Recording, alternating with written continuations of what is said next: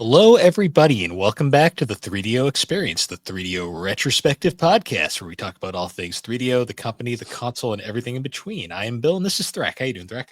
Howdy, Bill. I'm just doing great. How you doing? Ooh-wee. Well, on that note, I'm doing Bill. wonderful. Give us a southern accent. Come on, Billy. Bill. I'm from New England. That's about as far as from south as you can get. Oh, come on. Don't be a pussy. Don't You be one of can't- those gay queers. Say You it. can't give me one of these. Nope. It wouldn't be very Do your best. Can you do a Hank Hill impression? Oh, dang it, Bobby. Boggle. There we go. That was beautiful. Wow. That'll count. That'll count. That's about as much as I can do. Boggle. Yeah. Speaking of workplace abuse, we have our CEO with us, Aaron. Aaron, how you doing? I'm doing pretty good, man. So cool, fun story. So my 3-year-old woke me up at 3 o'clock in the morning, and then I couldn't fall back asleep for an hour, so I took some ZQuil, and then it took a while to kick in. So I woke up at like 7 in the morning, really like groggy and delirious and weird because the ZQuil was still in my system. And so I've been like that almost all day, but now I'm good. So long story short, I'm good. You took stock for a second, like, am I good? Or okay, I'm good. I'm good. Yeah, I had to collect I had to put all the puzzle pieces together in my brain about whether or not I'm good, but I am good. Thank you. Yeah, like the other night, like last couple nights, I've had trouble sleeping, like not going to sleep till like 2 or 4 in the morning. Benefits of not having a job, but I was like, I need to like have a decent ass sleep schedule, right? So one night I took a melatonin, and the next day I felt awful, like absolute shit, like mind fog. I was fucking nauseous. Like I thought I was gonna throw up, and then I did a Google search, and apparently melatonin hangover is a real thing. That's a cool band name. I'm calling it. When I work Like night, I only took one. Like they advertised like taking 2. I was like, I don't need 2, just give me 1. when I But worked night shift, never again. I used to take 2 of the 10 milligram ones. Jesus God. Christ. I feel Didn't like if you use those after a while, it just fucks your system up and you can't go to sleep unless you have them. They're supposed to be non-habit forming, which is like a safe kiddie way of saying you won't get addicted to the opiates or whatever. I mean, I don't know if as it's I always, actually opiates. I but mean, as yeah. I always say, you can get addicted to anything, man. That's Like, true. like, I am like, horribly no, go ahead. Sorry. I'm horribly addicted to Mario Kart. Okay, now go. Well, See, and like, Puzzle Bobble, but I know weed's not habit forming, but we've all met those people who smoke way too much fucking weed. Where they That's take my mom. personality, yes. Yes. And it's one of those where it's like, I know scientifically it's not, but these guys don't give it a good name. oh yeah, they'll Yeah. show See, up to work all like 420, man. There's no money in my wallet, man. Like I knew people who used to like take an edible before going to work. I'm like, what the fuck is wrong with you? I feel like That- that's. Go ahead, Bill. That reminds me of my I had a friend who his dad was very out of touch with like that what's hip, I guess you could say. So he was You going smoke weed. no, this is great. Smoke the grass. He would go to work every morning, and he had opened his like the fridge, and he had young adults by this point. Teenagers in the fridge? No. Oh, sweet Cannibal Crunchies. Shout out. He's Leatherface. They were still he still had his kids living with him, but they were in their like early 20s and stuff. So of course they were drinking by then. He had no idea what White Claws were. So he had opened the fridge and saw the White Claws and just thought they were some sort of like soda. And he was taking one to work every morning for the drive. I mean, if you're used to it, it probably wouldn't make That's a dent in awesome. your system. He never looked at the can and saw the alcohol thing on it. I mean, I've kind of a low tolerance for booze, but I've never gotten drunk off White Claws. Oh, No, you it gotta takes way drink too many. Yeah. You have to drink a lot of them, and even then, it's still. And they're not even that good. As somebody who likes like mineral water and seltzer water and all that, White Claws are just mixing it with alcohol. It's just like, it's not a good mix. I don't know why people liked these so much. I Yeah, drank dude, more socially than calorie. I ever should have, but like, Yeah. Low No. calorie, and you can drink a lot of them. That is like the that's ultimate. true. That is true.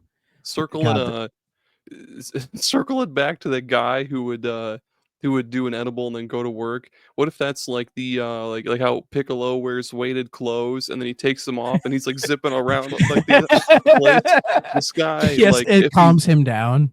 if he's not high off his balls, he's just so good at life. He's just like, how may I help you? And then he's like zooming around all over the goddamn place like Sonic the Hedgehog, dude. Like it's just a handicap for him. Like, I'm too good at life. Gotta dumb it down. I'll never understand it. You know, same people who are like, oh, all these addicts drinking coffee every day. It's like, bro, you smoke like half a dozen joints every day. You are not better than these people. Don't You're attack not. me like that. Out of all the It's which addictions, one? I don't care. I'm just saying. No, the All the coffee. I'm addiction- addicted to coffee. Go ahead, Bill. That's Sorry. fine. same, Yeah. same. Bones Coffee, our sponsor today. Yes, buy Bones. We're not actually. Coffee. You could be. See with coffee, I'll make like a 6-ounce cup in the morning and not even drink the whole thing. Oh, I'll have Yeah. like I just don't think I'm a big coffee guy. I don't mind it, but it's just like I'm not a big fan. I don't I'll buy hate it. That first I've cup- grown- The first cup is just so. I've good. grown to appreciate it. It's just like I'm good. See, I'll have my cup in the morning before I go to work, and then I'll have my big thermos full of coffee throughout the workday, and then I'll Yeah. probably have coffee when I get home because that's my life. Yeah. I mean, by the same token, I'm the guy. If I let the demons do their thing, I would drink like 6 cans of soda a day. So Mhm. So the again, reason I'm not started- much better. It's just soda's always been my one like real bad habit. I used to drink way too fucking much of it. So See, the I've- reason I've I tried s- to calm it down over the years. I started drinking my coffee black. Like the reason was like when I was working night shift, I would Hell get yeah. like large iced coffee regular every single day. And after like 5 days of it, I was like looking at the cup and I just saw that layer of sugar. That was just like I was just like looking at it. I'm like, this is bad for me. So then like the next like couple months it was cream only. And then by that point, I'm like, why am I even bothering with the cream? And I just started drinking it black and I never went back. Yeah. I can't If do black anything- coffee. If anything, I'll put like there's this brand of oat milk. I forget the brand, but they make this like barista's choice, which is supposed to blend as if it like blend with the coffee as if it were dairy milk. Oh, it's good. Just like a little splash, like you're just Yeah. throwing a baby into a pool. It's a little splash. Hop in, son. Hop into my coffee. You're on your own. Fly, son, fly. I mean, swim. Shit. Swim. Fly or swim, whichever works better. You choose. Chef's choice. You choose, yeah. So All So this this is a week, gaming podcast after all. Yep. well, we're gonna be talking about good old Bust a Move from 3DO. But before we do that, over the week we had the beginning and the end. I don't know. Summer's Game Fest happened, and there was quite a few announcements Too many. from a lot of announcements. So I figure before we get into the game, because there's not a lot to say, we will go over I compiled the most interesting announcements from the State of Play, the Summer Games Fest main show, and the Xbox Showcase. And then there were 2 other news stories that happened afterwards, but I'll save them for after. So anyways, the State of Play that happened. It's weird. I was talking to Bill about this before the show. It feels like people have been like hating on this one when I thought it was okay. Like it was fine. Oh yeah. I mean, Yeah, that happened last Thursday. I was Can't- amazed. Even Nave said it was good. And Nave's our resident doesn't like PlayStation guy, so I mean, I think he kind of plays it up for the bit, but I know. But it was Yeah. like, wow, even Nave praised it. I mean, I think like the big thing is like first party Sony stuff. There really wasn't much of anything, and the kind of the bait and switch tease of Ghost of Yotei I thought wasn't a good move, because I'm like, you should have showed them a little bit of the gameplay before you did the big deep dive in July. Like that I didn't like. Marathon was completely absent. I have a Oh, feeling it was man. originally Wonder I feel like it was supposed to be there, but it's not. And there's rumors of the game either getting delayed or straight up canceled. I think they'll probably just delay it like a year. You know, maybe if it disappears for a year and then it comes back, everyone will go like, "Oh yeah, that thing." Maybe they'll fix it. I don't know. Speaking of state of play, I saw that Final Fantasy 16 is on Xbox now, so that's cool. Yeah. We'll talk about that at the Xbox show. Oh shit, my bad. I thought it just You're happened fine. today. You're fine. Nope, you're fine. But anyway, state of play. The first thing I saw, Luminous Arise. So if you guys play Tetris Effect is a really cool game. One of my favorite versions of Tetris. That studio, I forget the name of them. They are doing another like sparkly, musicy thing with an old puzzle game, and now they're doing Luminous, which I think is a perfect fit for like the Tetris Effect style. Like they showed this really cool trailer, great music, all that good stuff. Looks fantastic. I don't think it's out this year. It might be out this year or later or next year. I'm not sure. As far as I know, it's only PlayStation and PC, I think. I don't know if it was announced for other consoles. It has optional VR support. So they're not going to do like with original Tetris Effect where it was VR only, and then they did the non-VR version later. They're kind of mixing them in, which I think is the smart thing to do. I wonder if it's going to be kind of like it's on PlayStation and PC for a bit, and then they port it like they did with Tetris Effect. Yeah. Because my guess is it'll probably come to Xbox and Switch 1 and 2. Like I don't see why it wouldn't run on any of those platforms, but it looks great. I'll definitely be buying and playing it because I do love Tetris Effect. I still play it every once in a while. Like it's just a super fun game to play. Yeah, Luminous is pretty cool too. I haven't played one of those in a really long time. Yeah, I have the remaster on my Xbox, and I've put quite a few hours into it. I had the 2 on PSP way back in the day. I remember playing a good amount of those. See, I thought they were like Sony only puzzle games, but I don't think they are. I think they first started on PS, or no, maybe it was PSP and DS. I'm pretty sure. I think they might have been on DS because I know Sony's puzzle game, sort of puzzle game, was Patapon. Yeah, which is on Nintendo now, which is even more bizarre. Yeah, I think that was Bandai Namco is handling the publishing for that on other places. So yeah, it was PSP exclusive for a whole year. Okay. The first one, yeah. But yeah, Luminous Arise looks great. I hope to play it one of these days. The next game was I feel like I had heard of this game before, but it was one of those kind of like in limbo kind of things, and that's Pragmata, which is like the big it's a big like Capcom thing where it's like this really gorgeous third person action adventure shooter where you're like a space soldier and there's like a little girl on your back. She's dressed in blue, so I'm like, is this Mega Man? It's not Mega Man.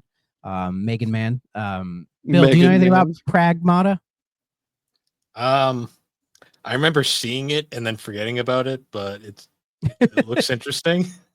I mean, it looks gorgeous, like graphically. It looks fantastic. Does. Is it weird that I'm reminded of Star Citizen, and then it just reminded me like, oh yeah, that game's never coming out. This is the first time I've thought of Star Citizen in a while. Isn't it out in early access though? Like technically, it's out. It's kind of like Minecraft, where it was out for years before it officially technically released, but I don't think it'll ever be finished. That's true. Yeah, there's so many games that just rot in early access. So hopefully not Slay the Spire 2. Please God, I need that fucking game to come out. You need it. Yeah. God damn it. But anyways, Pragmata next year looks pretty good. Next was Romeo is a Dead Man, which is the latest Suda 51 game, and it's Suda. Suda game, all right. It's absolutely Suda. I am a fan of Suda 51. I haven't played all of his games. I did play through No More Heroes 3 and wasn't a huge fan of it. I just thought it really let me down compared to 1 and 2, but it was fine for what it was. And this looks like really fantastic. It's like I still need to play Lollipop Chainsaw, so that's still sitting on the backlog. I did play is it Shadows of the Damned? Yeah. I played that on 360 quite a few years back. And that was a fun little game. But Killer is Dead was pretty good too. Yeah, whoa. That's sitting in my backlog as well. That's sitting in my backlog as well. And Killer 7. Sorry, Dre. I still need to play Killer 7. So watching the trailer for Romeo is a Dead Man, and it's fucking nuts. It's nuts. What the fuck is happening? I think it's dated for next year as well. And it is such a Suda-looking game. Hell yeah. I will say at this point, the takeaway I got from everything that we saw throughout the weekend was most of these games are next year. Yeah. So it feels like the second half of this year is, I don't want to say it's empty, but it feels sparse compared to how it's been before, where it's like next year is really getting built up. But I mean, there was some stuff that's coming out this year as well. So next was they showed more of Silent Hill F, and that's Which out looks this year. awesome. Yeah. It's out this year. I'm definitely interested in it. Konami's apparently doing a showcase in a couple days about Silent Hill F, the MGS3 remake, and apparently they said other stuff. Ooh, What that other stuff is, Castlevania. Castlevania would be nice. I mean, MGS Legacy Collection 2, finally get MGS4 off the PS3. I'm still curious how they're going to handle that because there is so much PS3 baked into that game. I mean, they could do it. I'm just curious what they're going to change. Just scribble out X out the 3 and then put a 5. It's not even that. I'm just kidding. I don't know what the fuck I'm talking about, Bill. They'd have to like get Otacon's voice actor to do new lines of dialogue because there's points in the game where he straight up is like, "Oh wait, you're playing on a PlayStation 3," and it's like, okay, They get crappy voiceovers. Like, you're part playing of on me a PlayStation 5. You're playing on a gaming machine. Well, there's also like there's points when you fight. Fry. you like Psycho Mantis resurrects briefly. Spoilers for 4. And it like flashes PS3s on the screen and PS1s, and I'm just like, what is going on? I mean, who knows? I'm sure they could figure it out if they really want to. So I'm gonna attempt to. Oh wait, I'm gonna attempt to share my screen with y'all. Sounds good. Actually, but wait. what I was gonna say with Silent Hill F, I saw that gameplay. It looks good, Hell? but I'm like, does the F in Silent Hill stand for Fatal Frame? Because it just looks like a Fatal Frame game. It does. It really does, minus the camera. Yeah, it's like the direction they took was a very interesting one, and I think that's what makes me more curious to it because I want to see where it goes. Whoa. Somebody dying? Yeah, No. apparently they went with the more Japanese setting because, like, the last like 3 Silent Hill games have been set in America or use like American themes or settings or whatever. So they're like, Well- nope, let's reel it back Well, to the the homeland. last time a Silent Hill game was made by a non-Western team was Silent Hill 4. That's true. So it's been a long time. Yep. So, but yeah, I'm interested in F. We'll see where it goes. I mean, hell, Fatal Frame. I'm like, just Bamco, please give me Fatal Frames 1 through 3, please. They're way too goddamn expensive on the used market. I just port them for the love of God. I was going to share my screen, but my fucking laptop is on the Wi-Fi for some reason, and I don't dare try to plug in the hard wire and fuck up this whole this whole podcast. So whatever. That's okay. That's okay. You can show us later. But speaking of Konami, we got Bloodstained, the Scarlet Engagement. It's the next game in the Bloodstained series. Still haven't played Ritual of the Night. I should. Dude, I know I you should. need to. I should. If- It's just, I think it was on sale last time I checked. I'll have to double check. But yeah, but newest Bloodstained. I mean, it looks like Bloodstained. It's about what I expected. Yeah. So did they give a release date for that? I hadn't put release dates on any of these. I really should have. This just says it launches on PS5 next year on the PlayStation.blog website. Okay, so yeah, 2026 for that one as well. So this looks so sick, dude. Hey, maybe by that time I will have played Ritual of the Night. I did play the first Curse of the Moon. Loved that game. That game was fantastic. So you need to play Ritual of the Night, man. It's like or whichever the fuck one is the big one. I think it is Ritual of the Night. Yeah, Ritual of the Night. Yeah, Ritual of the Night, yeah. Because it mixes and mashes all of the cool bits from other Castlevania. Like it's just pretty much just Symphony of the Night with shit from like Aria of Sorrow and a little bit of Order of Ecclesia in there. Yeah. It's really sick. You could tell that Ego really liked Shinoa. Yeah. I was gonna say I just beat Order of Ecclesia the other day. Finally, that was a fun game. Really fucking hard. Like that crab boss. That crab boss gave me a run for my money. If it wasn't for rewinding and save stating, I never would have beat that game. But Yeah. I mean, it was good. I liked it. The best DS Castlevania is still Portrait of Ruin. But Oh yeah, Portrait is far good. better. I'll go back and play Dawn one of these days because I never beat it. Oh yeah, the other thing, Final Fantasy Tactics: The Evil East Chronicles. The Tactics remaster is real, guys. It is here. It's real. Woohoo! I think it's out this year. I think they said it was this year, and it looks butt ugly. Yeah, and they I want do way, not like how it looks at all. That's it. they're asking way too much money for it, in my 60 opinion. $60. Yeah, I think so, yeah. Ugh. Well, and I wondered why they smoothed out all the pixels and it just has that kind of gross mobile look to it. And it apparently, does. Oh. apparently, I asked somebody in Discord said it to me that they're actually using the mobile assets for this enhanced version, and I'm like, really? No. Come on. There is they also said, oh, you can play the original as well. We'll give you both. And it's like, at that point, I could just emulate the original. I mean, at that point, I'll just boot up my PSP and play Yeah, War Lion. Yeah, you play the War Lion. PSP version. If they had ported the PSP version, I think people would have been like, hell yeah. People would have been fine with that. So I don't know, man. Made 2 PSP references today. It's great. PSP had some bangers. Like the PSP. Oh, really yeah. did. Jean d'Arc. Oh, love that game. I love John Dark so much. Yeah, Jean d'Arc is great. But yeah, that's out this year. It's a shame. I feel like this Tactics remaster, I feel like it's going to go the same way as the Crystal Chronicles remaster did.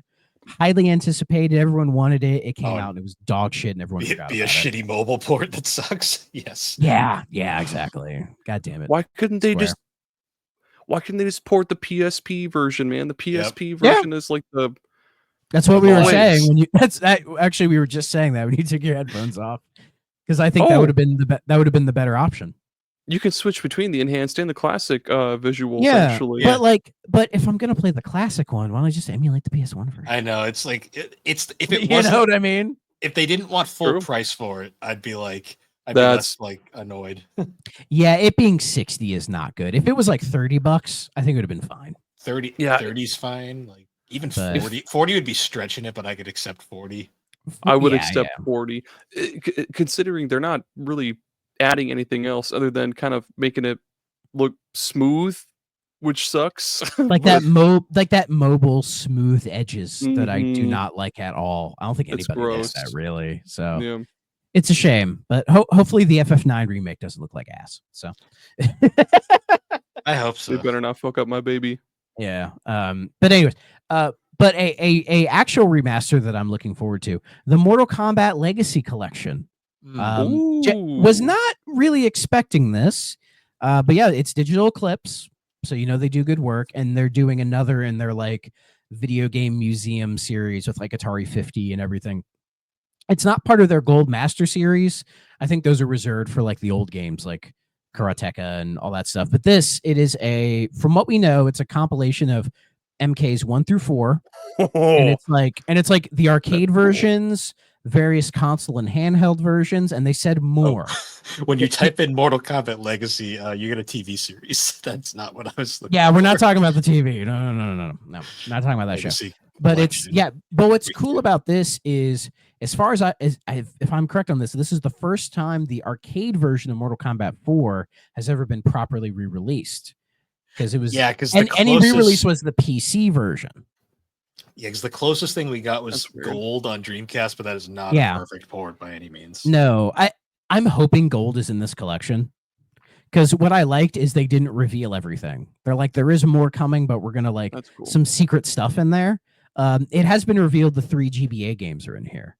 So Mortal Kombat Advance, hooray! Deadly Alliance, Tournament Edition. No, they should be there. They should be there. Tournament Edition is good. Tournament Edition is a genuinely good game. Deadly Alliance and Tournament Edition are pretty good. Advance is dog shit, but Digital Eclipse, if we're going to be doing this preservation shit, you got to preserve the bad games, which is why I said if there is no mythologies and special forces in here, they are fucking cowards, and they should be ashamed of themselves. You know what I'm putting in those genuine fucking gems. You know what I need 4K renditions of those cutscenes, those FMV cutscenes for mythologies. God damn it. You know what I'm a little bummed about though? Because they're including Game Boy versions of like 1 and 2. Why aren't they including the Game Boy version of 4? That too. Why aren't they included the Game Boy version of 4? That version they might. That's the thing. They might be.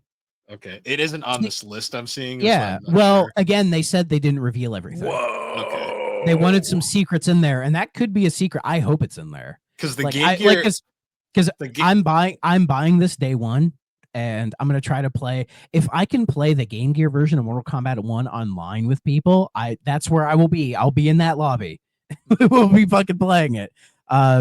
They also I'm have the 32X version of 2, which is interesting. Yeah, which is really cool. Yeah, no 3DO version, unfortunately. Well, that's not But official. That's not official. I know. But yeah, this collection I'm super excited for. It's out later this year. It has all the documentary stuff that they do. Oh, that's cool. So at the very end of the trailer, you see John Tobias and Ed Boon playing Mortal Kombat in an arcade, and my heart warmed because John Tobias has kind of like disappeared ever since he left, and to see him being brought back into the fold more and them doing like full on historical stuff about the series. I mean, there's a lot of behind the scenes documentation about the games already, but to get more of like a modern, like to bring in Ed Boon and John Tobias, and hopefully there's like Sal DeVita and all those other guys from Midway to come in and talk about it. I think it could be like the best collection that Digital Eclipse has. And I love the Mortal Kombat games. Not a big fighting game guy, but I love the classic Mortal Kombat. So I'm all over this. I'm happy they're including the Genesis version of 1 as well with the greatest soundtrack. I like that soundtrack. That Genesis soundtrack is so good. Yeah. So, what about you, Aaron? You excited for this? I've been glossing through all these other games on the PlayStation blog website. Yeah. And there's a bunch I'm now excited to talk about now that I'm caught up. But I do enjoy a Mortal Kombat. I haven't played one in a really long time, but they're always fun to get together with the boys and play some combat. It's one of the few fighting games, like the old ones, that I'm like decently okay at. So that helps. And then the last thing at the state of play, and then we can go over anything I missed, was we finally got a first look at the 007 game from IO Interactive. It is called 007 First Light. A friend of mine, he sent me a screenshot of it, and he says, "Hell yeah, Twink Bond, let's go." He has a Tom Holland look to him a little bit. He does. Yeah, but outside of that, it looks fucking fantastic. It definitely has like pretty. It has Hitman elements, but it also has like, I guess, more kind of Uncharted kind of elements, because it kind of needed a little bit of that cinematic adventure mixed with like the stealth action. And they've done a little bit more of deep dives into the gameplay since then, but I mean, it looks fantastic. It's out next year. I mean, I'll pay $80 goddamn. I don't care. I just want to play this. I like that they're trying something new and not just doing another first-person shooter. Well, I don't think IO would do that. And if they were to do like, say, Hitman with a Bond skin, like that probably would be out by now and it'd be whatever, right? Mm-hmm. So to see them like, oh, we're gonna take Hitman, but we're gonna do some different stuff with it, I think is the right way to go. And it looks like they're paying a lot of respect to the franchise, and it's separate from all the other canon. So I look forward to this. So, you interested in this at all, Aaron? No, I'm not a big James Bond guy. Yeah, no, it doesn't tickle me. That's okay. Well, I'll play this and I'll let you know. Okay. All right. So that was the state of play, or at least that's what I saw from the state of play that I was interested in. Anything I missed? You forgot Digimon. God damn it, Digimon. Oh yeah. Digimon there's Stranger. Was it another Digimon story game? Is that right? Yeah, because the last one was Cyber Sleuth. No, Cyber Sleuth. It was the second Cyber Sleuth game. The Cyber Sleuth Hacker's Memory. Something like which that, was just the exact same fucking game, but with more Digimon. But developed by the freaking Wild Arms team, which still baffles me. Yeah, they needed something to do. Okay, I'm excited for that. There was other stuff. I mean, it looks interesting. I'm not the biggest Digimon guy in the world. That's all. That's fair. What was it? Here, that origami game, Hirogami, that looks pretty tight. Oh yeah, that looked interesting. Yeah, looks pretty cool. Tokon Fighting Souls, that like sweet anime Marvel fighting game, that looks like kinda cool actually. Yeah, I saw Arc System Works and went no. My favorite part about that was talking about like fighting games, right? Like Arc makes like like the more techie kind of fighting games, and I am absolute dog shit at those. So I never really have interest in playing those personally. My favorite memes I saw were like, it was like that cuck meme where it was Capcom sitting in the chair and it's Arc System Works on the other side and just Marvel in the middle. It's like do it. And I'm just like, okay.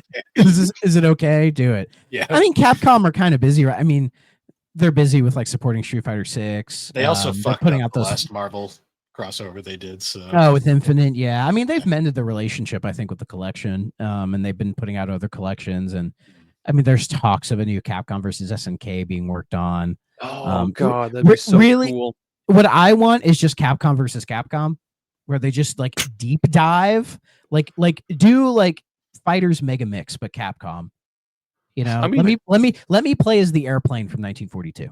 you could still do that, but with like Capcom versus SNK though. Like you could get a deep dive of SNK and everything they've done. Like Yeah, well, the monsters, some like King of the Monsters and shit. That'd be so fucking that sick. would be cool. That would be cool. I just like the idea of like Capcom being like, okay, it's all Capcom characters, so we're gonna like the fucker from God Hand. We're gonna pull him.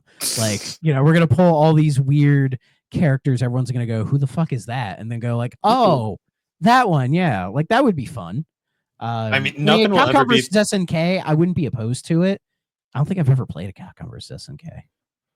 They're good. No, I don't think I ever have. I'm sure they're good, but you know, I've played a bit of MVC, and MVC is fine. But like, again, I'm just not the biggest fan of MVC game guy in the 2 is world. where it's at, man. Marvel It's versus very good. Capcom 2 is I played the shit. I played the 360 version of it back in the day. That was a lot of fun. I still love playing MVC 3 and just like playing as Phoenix Ray, just sicking Maya on people because it's just funny. I've seen Or some you- of that footage. Yeah. Or you could be it's either Jill or Claire, and you can send out zombie dogs at people and whatever the fuck else her kit does. I only remember the zombie dogs. That shit was cool. Yeah. Come get your zombie dogs, kids. Yeah, and then the last one I was interested in is it's called Sea of Remnants, and it's like a turn-based pirate RPG with like Oh puppet yeah, people. that's like the wooden one, right? Yeah. See, that looks cool, but one thing that concerned me was when I was looking at the blurb for it. I forget where it was. It said free to play, and I went, oh no, why is it Pass. saying free to play? That Pass. concerned me. So Yeah, no, thank you. hopefully it's not bad, but that's one thing that has me a little worried about it. We'll see. Yeah, but State of Play was fine. I didn't think it was amazing, but I didn't hate it. You know, it's just I get it. We're at a point now, like at this point in the gen, it feels like PlayStation should really be hitting with their first party stuff, and they're just not. It's kind of a barren wasteland for them at the moment. So, Yep. Oh, it's Who published knows? by NetEase. Oh, fuck. oh no, Yeah, it's free to play, dude. Oh no, It's fuck. cooked. It's so God. cooked. It looked cool. It looked really cool. Yeah. I like the art style. God damn it. Anyways, we'll do the main Summer Games Fest. I didn't have that many games on this. I didn't watch forgot it as this was a thing. I didn't watch it. I I've got a didn't big watch one. it. I didn't watch it as it was happening. Oh, we'll get to that one. I didn't watch it as happening, but I kind of skimmed through it later. So there might be a game or two I missed that looked really cool, but like the list I have isn't really big. But anyways, first one is Ill. Did you guys see this one? It's like this really gross first-person survival horror game kind of thing. It looks really Ill. fucking cool. Yeah. Where it's like it's all these like really gross characters coming after you, and it's like a first-person shooter yeah, survival ew. horror thing. Oh, yeah. It looks this sick. fucking sweet, actually. It looks like it needs a flu shot, and I'm here for it. Dude. Oh my god, the description on Steam: a realistic first-person action horror game that takes you into a dark fort overtaken by a mysterious entity, unpredictable monsters, a visceral dismemberment system, and realistic physics create an atmosphere of relentless horror. That sounds fucking sweet. When you You get know a what? chance, look at the trailer. The trailer really does it justice. I'm looking right now, dude. Holy shit. Speaking of, like, horror games, this is a bit off topic, but like That's okay. we need a game like anyone ever played a Carrier on Dreamcast? I've heard of it, but I've never played it. Isn't that just Resident Evil on an aircraft carrier? It's jank. It's not very good, but like just the idea of like a survival horror game on a fucking boat out in the middle of the ocean. That is such a terrifying concept. I do like that idea, yeah. What was that one on PS2? Cold Fear? I think that was also on a Cold boat. Fear. Mm. Like a cruise ship would be a great spot Like, for that. You just can't escape. Like you're literally like you have to like fight them off. It's like a cool Just idea. Like a cruise ship would be an easy thing for that, yeah. But yeah, I think Ill, I don't know if they gave a release date for it. My guess is it's probably next year, but it looks fucking sick, and I'm here for it. Yeah, it just says to be announced on Steam. That's fair. I feel like with Ill, I was thinking about it. And I'm like, Unreal Engine 5 is really hitting its stride right now because that came out a couple years ago. But it feels like more and more games are being made in it, and they're really taking advantage of it. And you're starting to see like we're at that point now where it feels like we are getting that next step in like graphical fidelity. Oh, In terms of like these games, it's like holy, like Ill could not run on a PS4, like no chance. So I mean, it could probably run, but not good. exactly, Yeah, it would chug. exactly. It'd be like my laptop trying to play the Baby Steps demo, not just struggling, but it made it somehow. It's a weird God game. damn. I can talk about it later. Anyway, next is a game that I thought was actually like really cool. Lego Voyagers. I saw that.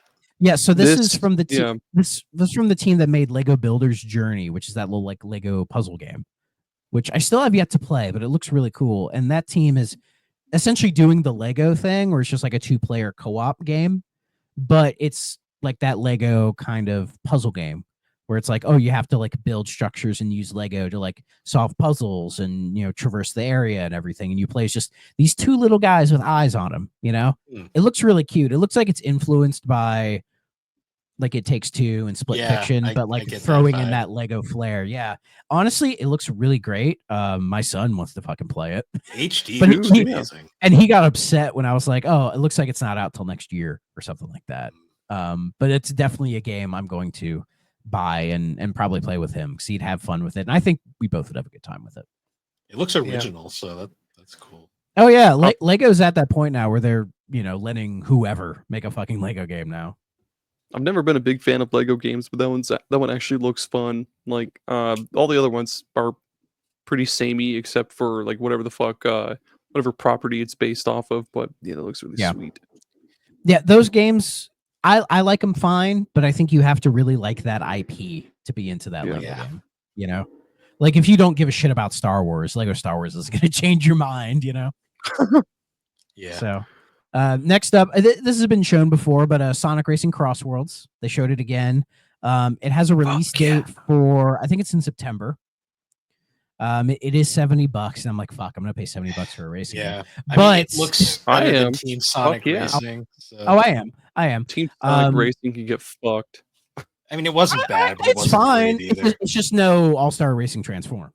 Well, yeah, it's no Transformed. No, doesn't have Danica Patrick. I don't want it. No, but this game does. instead of Danica Patrick, we get Ichiban Kasuga. He's a guest character here. Love him. We have him in here. We have Joker in here from Persona, of course. And we're having a whole like Minecraft thing where they're like, "Oh, here's Minecraft worlds, and you can drive." Fuck it, why not? Who cares? Why not? Yeah, it honestly it looks really neat. It's just one thing I'm worried about with this game is that they're emphasizing the whole like cross world. No, it's the whole like the cross worlds thing is you have like all the portals that like take you from all the various like racetracks, right? Like you'll be driving in one and then all of a sudden a portal will pop up and you'll just be driving on another track. I'm hoping there's an option to where you can just play the tracks by themselves without the portals, you know, to get good at them so that when you do the portals, then you can be like, oh, I know where to go. You know, that's one thing I'm a little weary about, but we'll know when I'm sure you can. And it's out in September, I believe. Like it's coming up pretty soon. Like even in Mario Kart World. Oh, I'm there for it. I don't know if it has.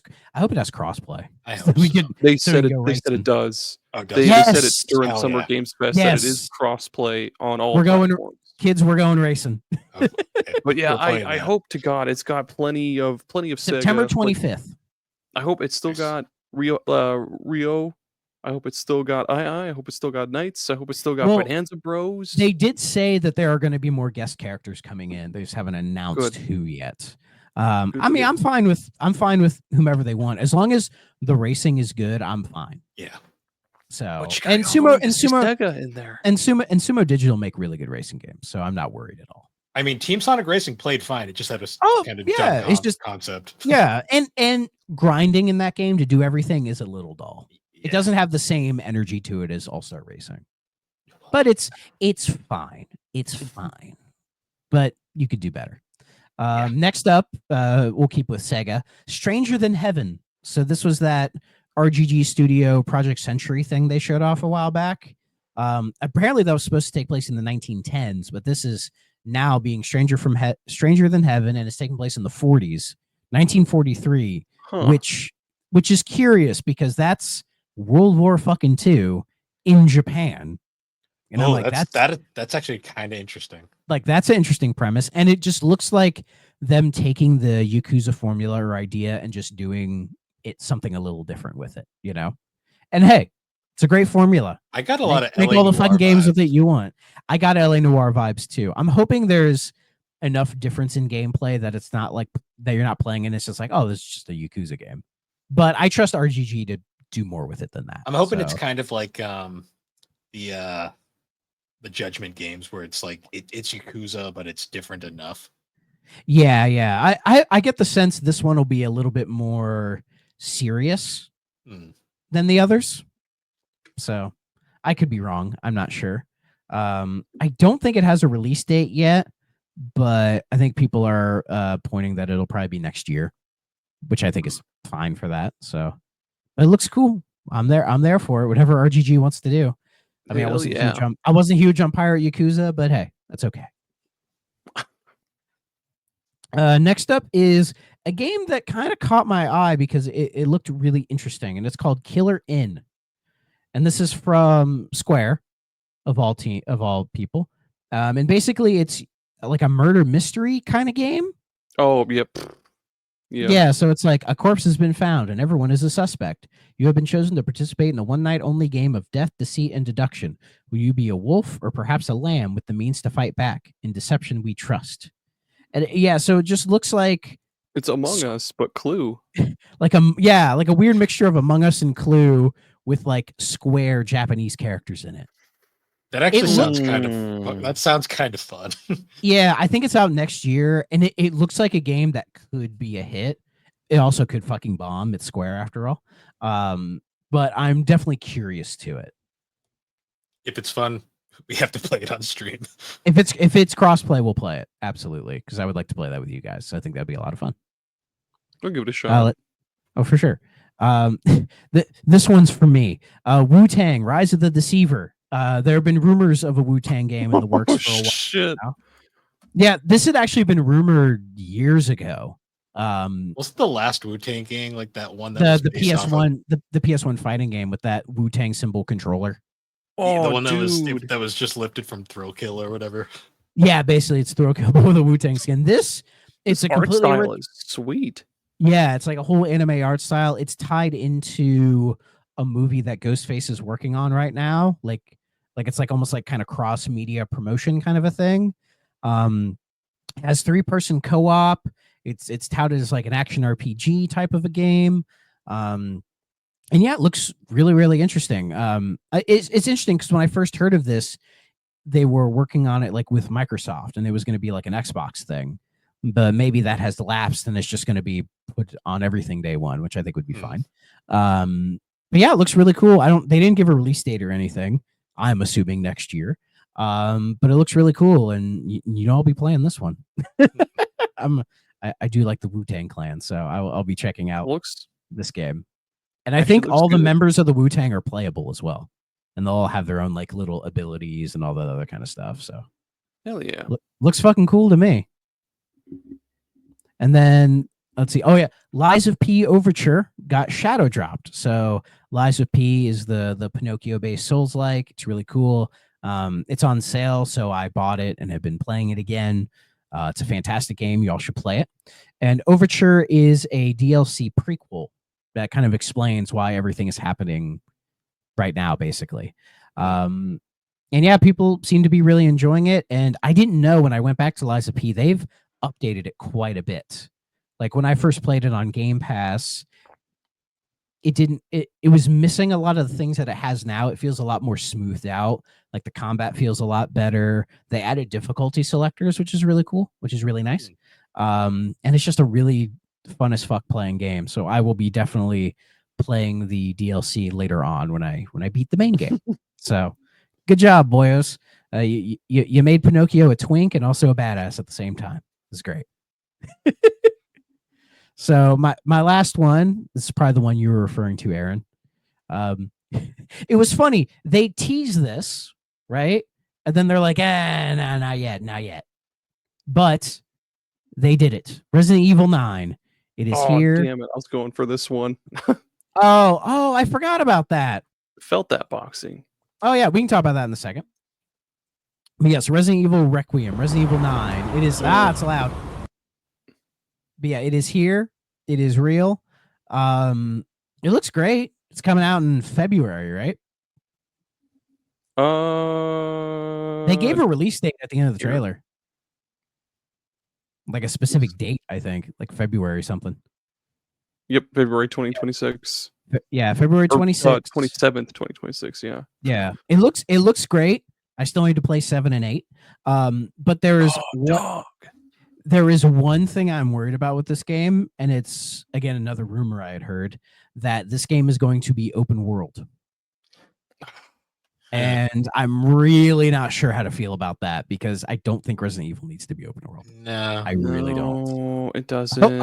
Hopefully it doesn't amount to anything. You know, maybe it's just they were toying with the idea. I mean, they didn't even specify if this is first or third person. Yeah, because this looks like just a CGI trailer. Yeah, I feel like 9 could go either way. Do you guys think it'll be first person? I'd like to see them. I'd like to see them try it, make a new third person at some point. Maybe they're going to stick with the first person because like they stick with the whatever gameplay style they're doing with for the 3 games.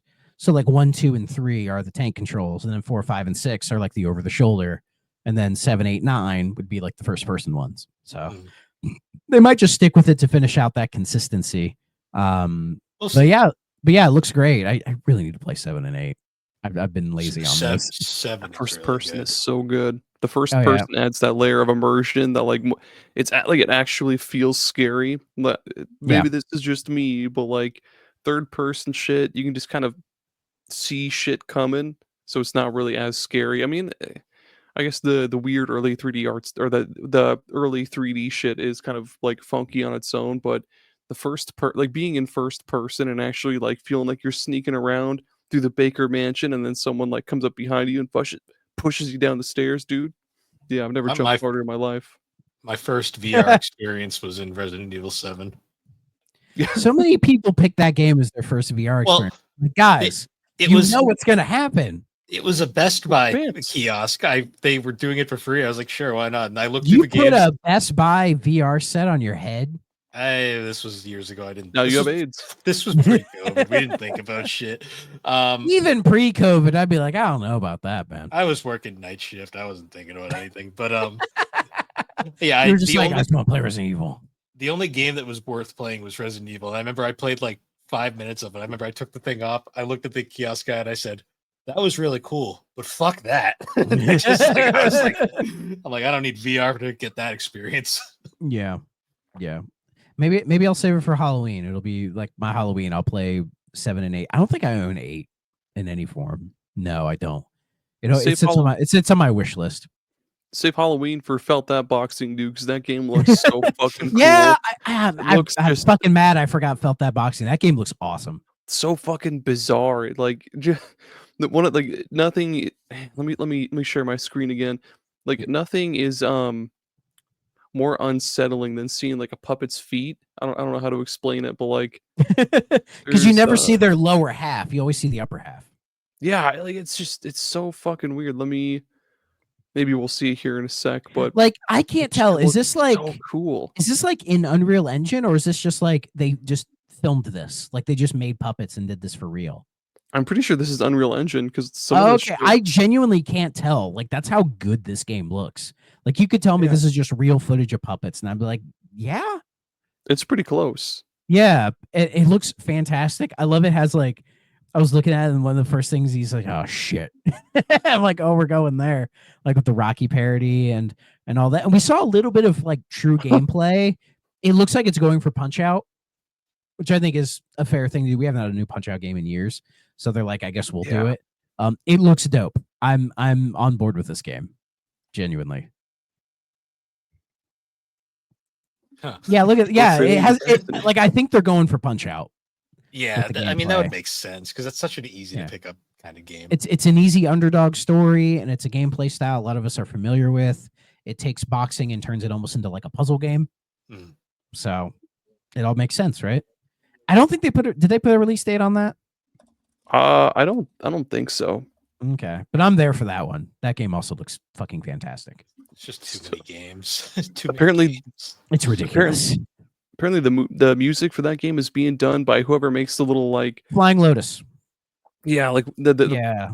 they do the little like music breaks in between like shows and shit on Adult Swim. Oh yeah. Yeah. Love Flying Lotus. Yeah, he has a bunch of instrumental hip hop albums that are really good. He's done beats for a lot of different artists. Too many to name. But yeah, a genuine talent. I love him. He's a weird fucker, and I like weird fuckers. So yeah, that's great. Summer Games Fest, I think overall was okay. I think State of Play had some more like notable hits for me, but that's usually the problem with Summer's Games Fest is that it's like 3 hours long and half the games are like free to play multiplayer shooters that'll die in 6 months. So Yeah. it's like, who cares? But it feels like this year they're starting to throw in more variety. You know, like there's a lot more interesting games there. And I think we're starting to accept that E3 is dead and Summer's Games Fest is Yeah. like the replacement for it. And I think we're just like, okay, we're on board now because this is just where we are now, and it's fine. You know, like Jeff Keighley, he has his problems, but he's not the ESA, so that's a plus. Unless he does something real shitty, who knows? Yeah, Summer Games Fest was fine, and then Sunday we had the Xbox Showcase, and it was my favorite of the bunch. I really liked the show. It wasn't as good as last year's. I think last year's was just banger after banger. But this one, I think, had enough really good stuff in it to keep it on par.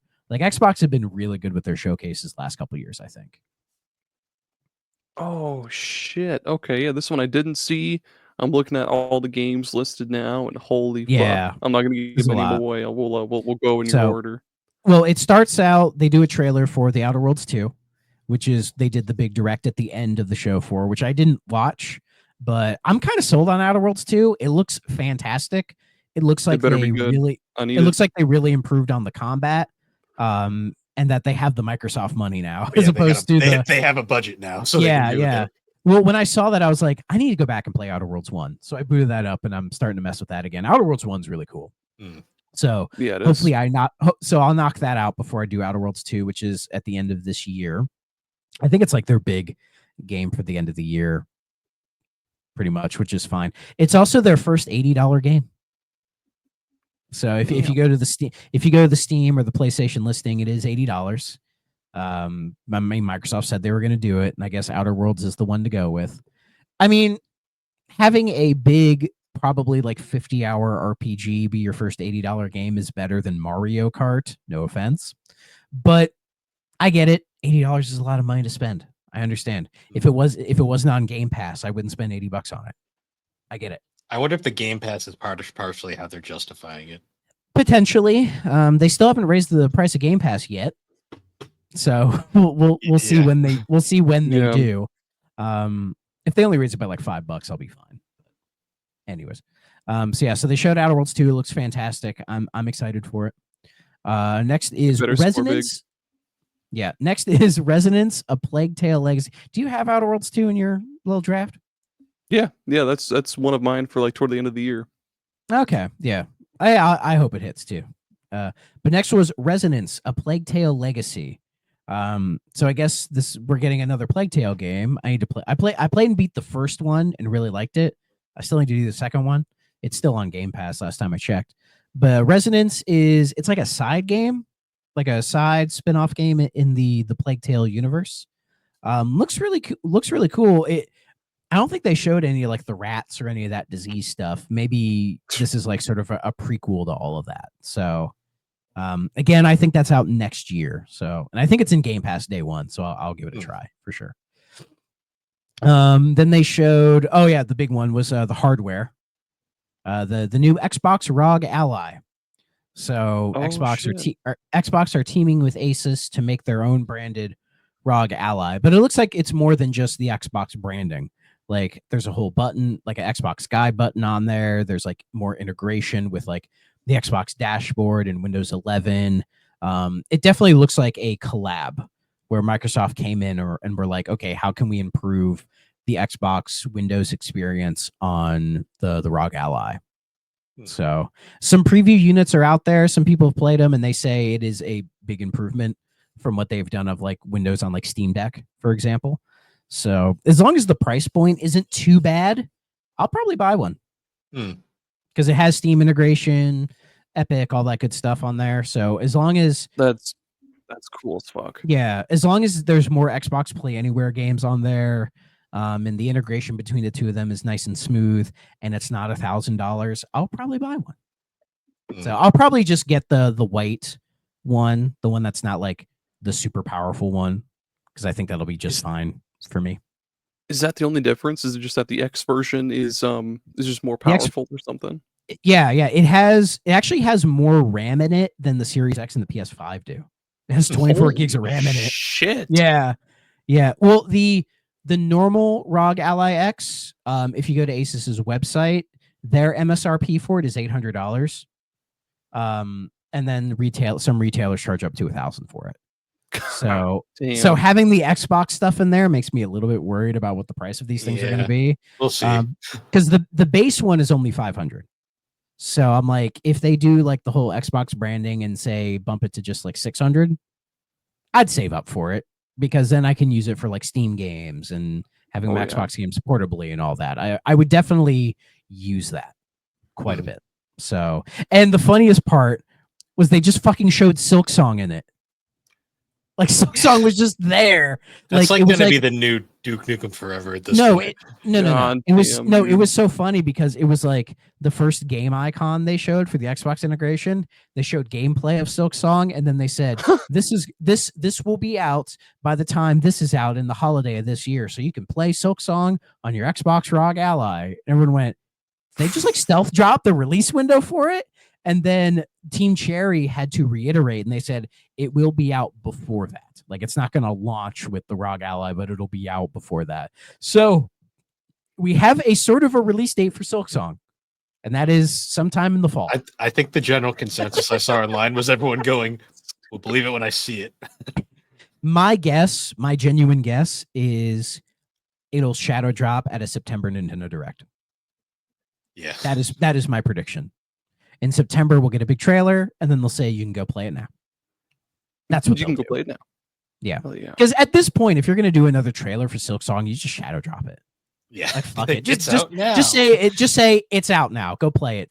Shut up and go play it. And I will not play it because I honestly don't care. I just think the whole thing. I just think the whole thing is funny. So, anyways, that was there. That looked really cool. Next game was The Blood of Dawnwalker. Now, this is a game that's being made by a bunch of guys who left CD Projekt Red. Like I think the director of Witcher 3 left and like formed this new studio. And now they're making this new game, which is sort of like Witcher, but there's like vampires in it or whatever. Bandai Namco's publishing it. It looks interesting. Like, is it going to be on the same quality as like Witcher 3? Probably not. But it's a game I'll keep an eye on. It looks like it could be something interesting. So, who knows? They did show that thing of Witcher 4 a while ago, which looked pretty good. Though I don't think any of it was gameplay, but whatever, right? The next game. Next game got me hype. Super Meat Boy 3D. This looks really fucking cool. This looks really fucking cool. It was so cool. I went back and started playing Super Meat Boy again, and I don't know if I'll ever beat it. That final level's impossible. Anyways, Super Meat Boy 3D. This game looks fucking cool. It's out next year. It's a day one on Game Pass. And the only thing I could think of when I was watching the trailer was it took us this long to make a 3D Meat Boy game.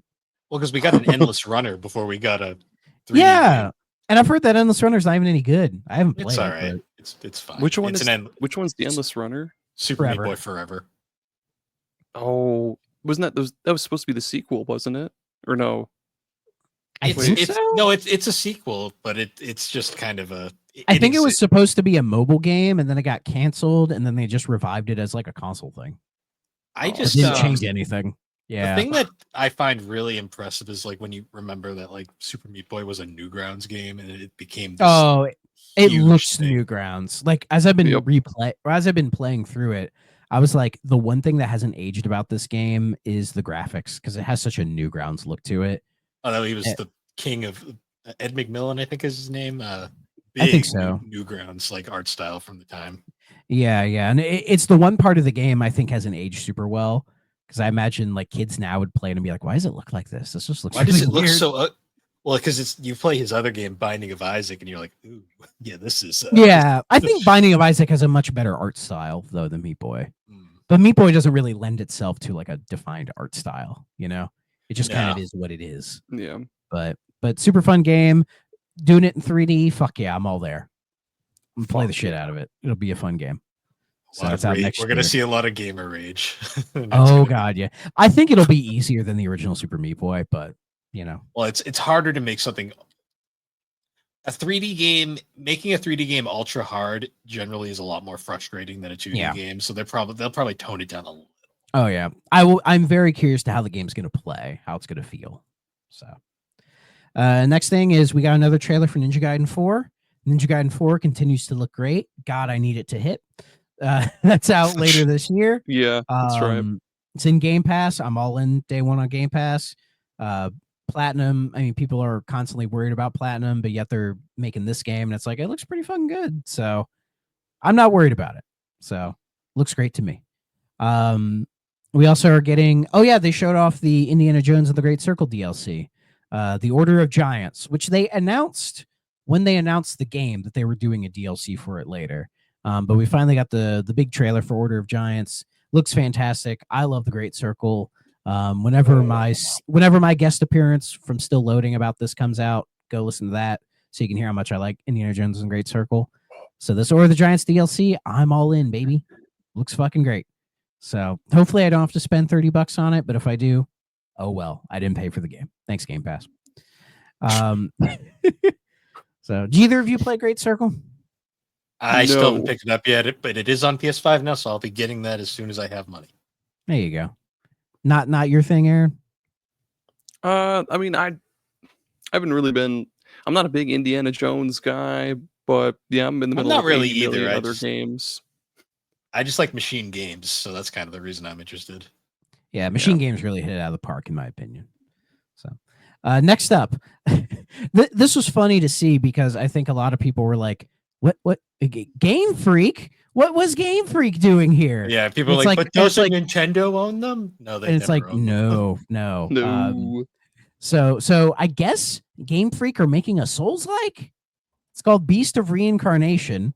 It looks like a Souls-like to me. It looks a little Sekiro to me. It's funny when people saw it and they're like, "Oh, Game Freak can make good-looking games." Oh, Game Freak can put effort into things? They can. Well, what I've always thought with Game Freak is they put their effort in their non-Pokemon games. Like I've played Timbo the Badass Element. I've played Pocket Card Jockey. I've played Pulse Man. Like those games, I played Drill Dozer. Those games are super fucking great. Oh, they're so fun. Drill Dozer, yeah, dude. Yeah, they're great. Timbo the Badass Elephant. That was a super fun game. I'll give them grace. Legends Arceus, they put effort in there, and that was and ZA looks really good. ZA looks promising, so I'm there for that one. But yeah, Beast of Reincarnation. It's coming out next year. It's day one on Game Pass, I think. Looks really interesting. I'm really curious to this one. I was just shocked how many people were like, they're like, but Nintendo owns Game Freak. I'm like, no, they don't. They've never owned Game Freak. They don't even own Intelligent Systems. No, but they basically have a partnership there where it's like it's a whole. I think it's Nintendo owns Pokemon. They do. They own Pokemon's a weird. Pokemon's technically like it's the Pokemon Company, Creatures Inc., and Game Freak collaboration. Yeah, it's a mess. It's a whole mess. But yeah, Beast of Reincarnation looks great. Next up, we got a good 5-minute trailer on Clockwork Evolution.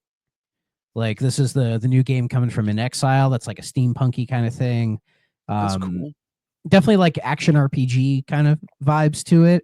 Looks fucking great. Like y'all should just go watch the trailer. It goes deep on like certain story bits and like customization of the guns and really like sets up the lore and the storytelling, and it looks phenomenal. I'm just so glad we're getting like stylized art, like art styles in these games. Oh yeah, very style. There's one dude who just looks like steampunk Joker. Yeah, yeah, seriously. They didn't give a release date on it. They just said coming in due time. I think it's next year, honestly, because it looks really good and probably getting close to done. So I imagine that's next year. And yeah, I'm all over this when it comes out. Looks fantastic to me. and then they took a little break to be like, oh, aren't we fucking cool, right? And then and then Obsidian, because they were like, oh, Obsidian, they did Avowed earlier this year, they're doing Outer Worlds later this year, but they have another game, and I was like, what is that? It's Grounded 2.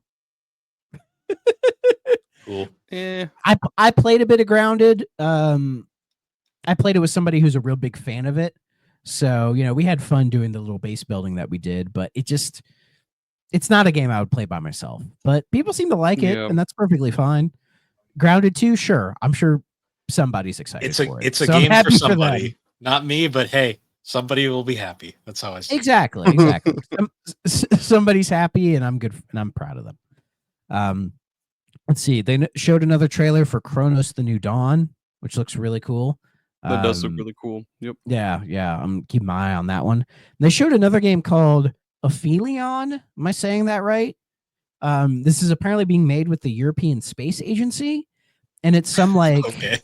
so basically what I gathered is it's an astronaut who's like surveying like a planet or whatever. She crash lands on the planet, and she's trying to save her partner, and it turns into like Uncharted, basically.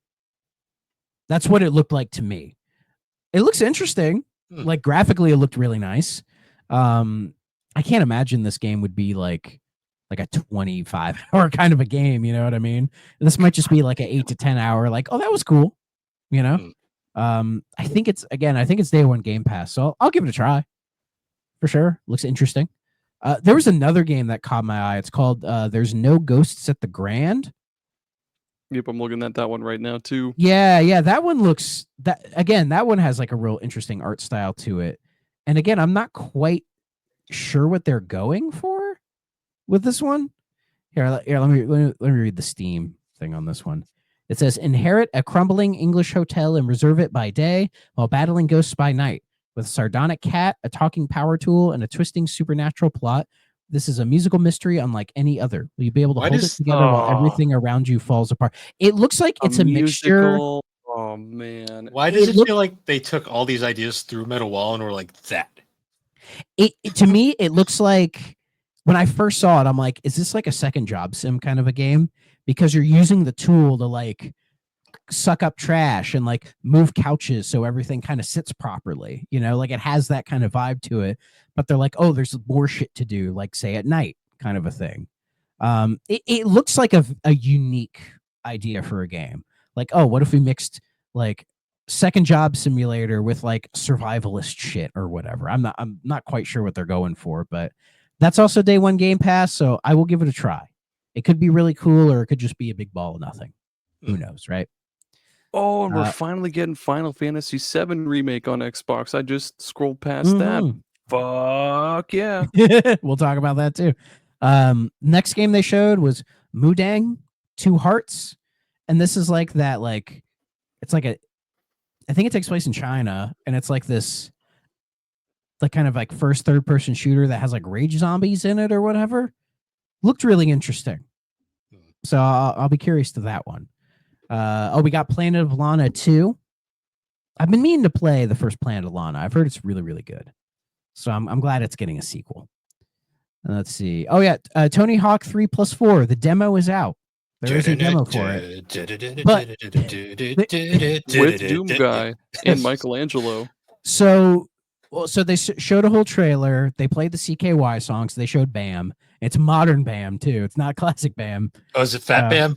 It is Fat Bam. Fat Bam is in the game. Yes. They got Fat Bam in the game. The trailer was pretty good. Fat Bam. But it was cool because they took the original like intros to like 3 and 4 and like meshed them with like new footage for like, oh, here's the classic skaters and here's the new skaters, right? The trailer looked really cool. And of course they Doom Guy's there. They showed Michelangelo from the Ninja Turtles as a guest character as well. I think he's replacing Spider-Man. Probably. And then and yeah, so the demo is out. I believe the demo is only available if you pre-ordered it. But if you have it, say, on Game Pass, you could just download it. And I played with it. You get Foundry from 3 and the College from 4. That's all you get. And you can just fuck around for 2 minutes in each one. It plays like Tony Hawk. Feels pretty good to me. they let you play as Doomslayer if you pre-ordered the deluxe edition, Gotcha. which I didn't.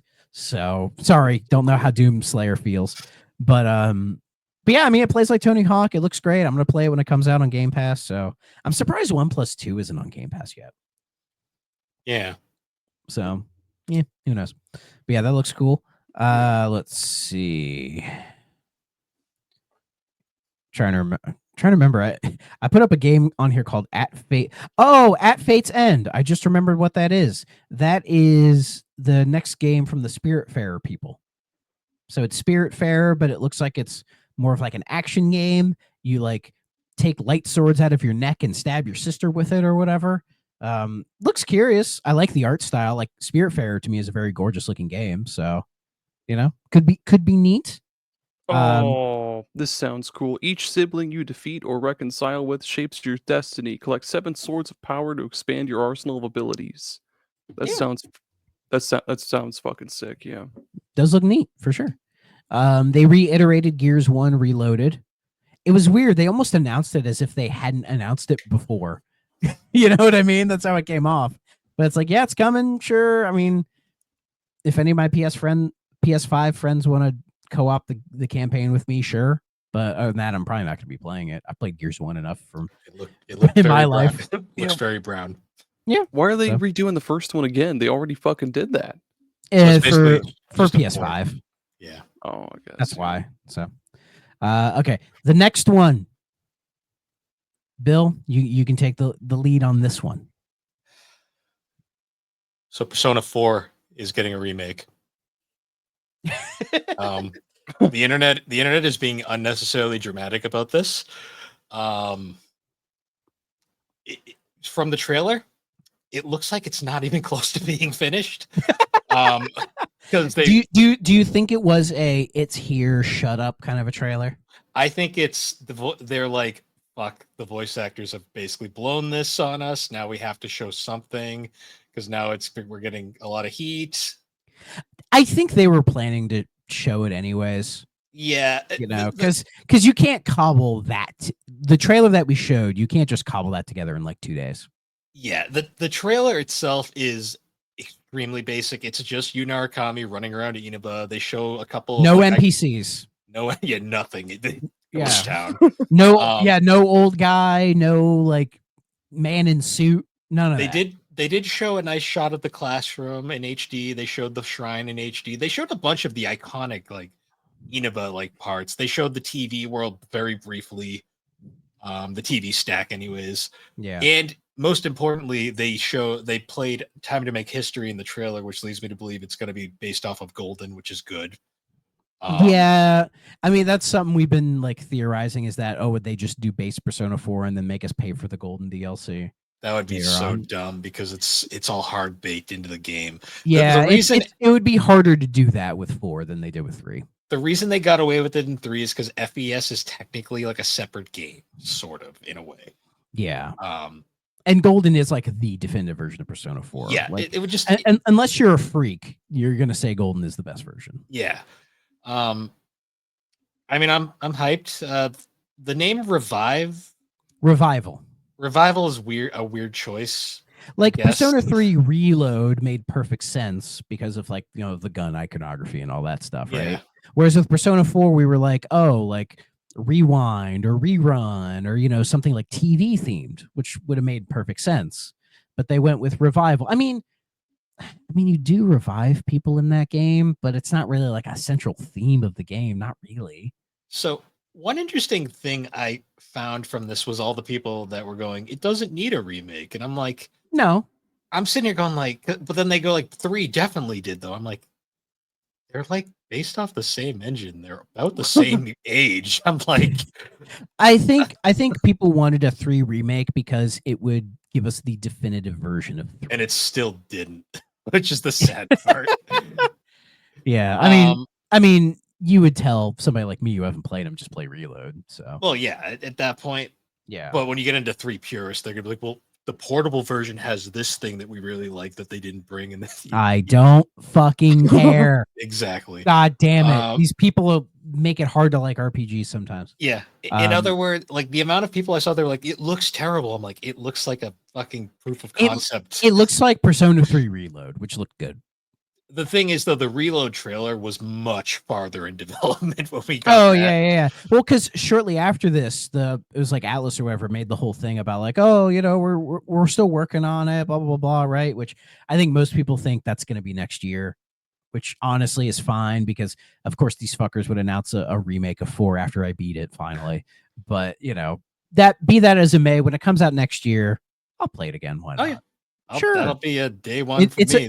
It's a fantastic game. So, like, the more I think about Persona 4, I'm like, that might be like one of my favorite games of all time. The more I think about it, because it still you understand. You understand like why I love that game so much. Well, it sticks with me.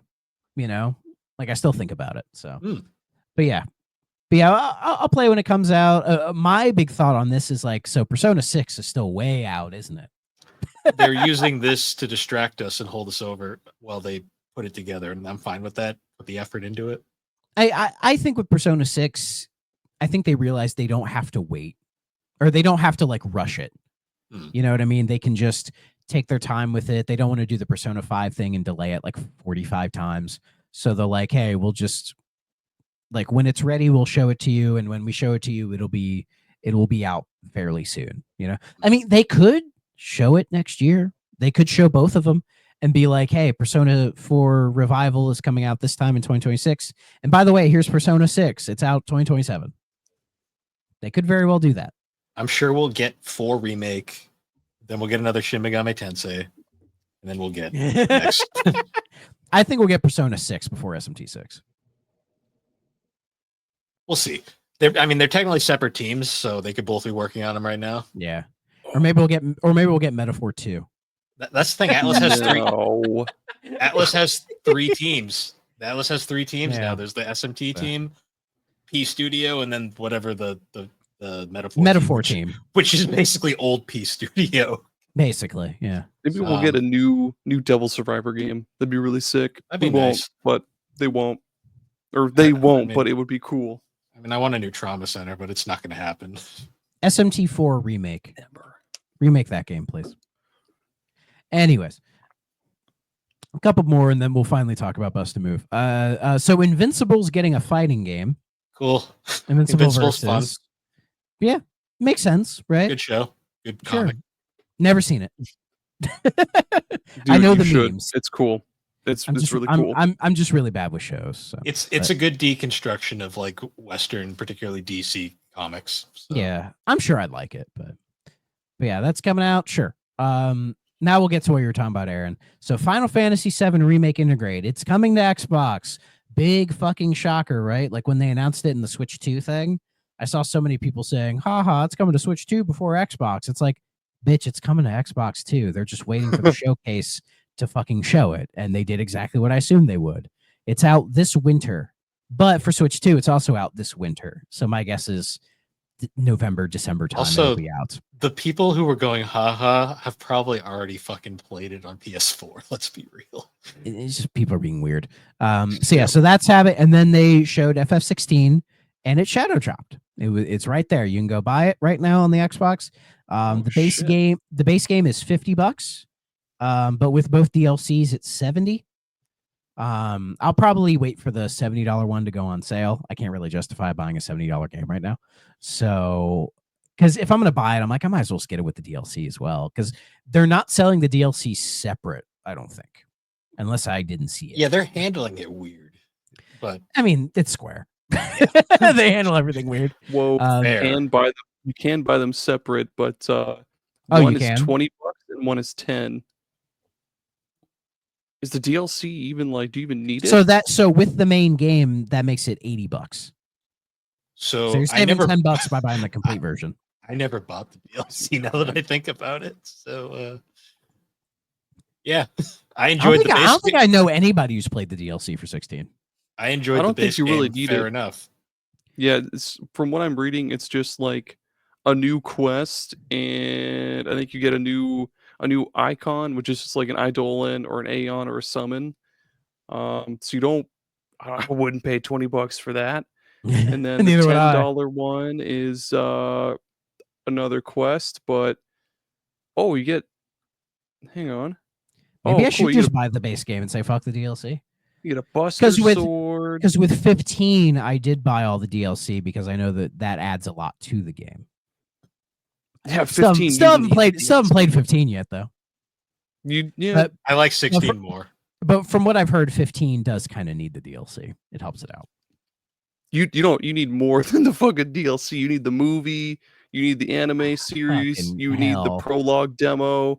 Because they really fucked up that game so much. They cut it up into so many pieces. Almost like I'll still play it. It's almost like it started development as a completely different game. They got too ambitious with that one, and they fucking Maybe I'll just buy the base of 16. Maybe I'll just buy the base of 16 then. You'll be fine. There's so much content. Buy the base. And $50 is not a bad price for that. No, not at all. I paid $70 for it from this side, so. Yeah, but that's there. That's cool. I'm glad that's finally there. So I will be playing it eventually. So, next thing was Double Fine. Double Fine's here, everybody. They're finally here, and they showed off their new game. It's called Keeper, and it's a sentient lighthouse with legs that has a bird guiding it around this really beautiful, gorgeous world. They described it as like a puzzle-based adventure game. It has that Double Fine look to it. I love Double Fine. I love what they do. So I'm all in on this. This looks fucking great. Like, I really need to go back and play like every Double Fine game. The ones I've played, I've really liked. So I'm like, I should just play them all. Fuck it, right? Is Grim Fandango a Double Fine game? No, it's LucasArts. Never mind. Well, it's retroactively a Double Fine. Yeah, because Tim Schafer directed it. Like, it's like how Full Throttle is basically Full Throttle and Grim Fandango are basically Tim at the helm, so they are basically proto Double Fine games for sure.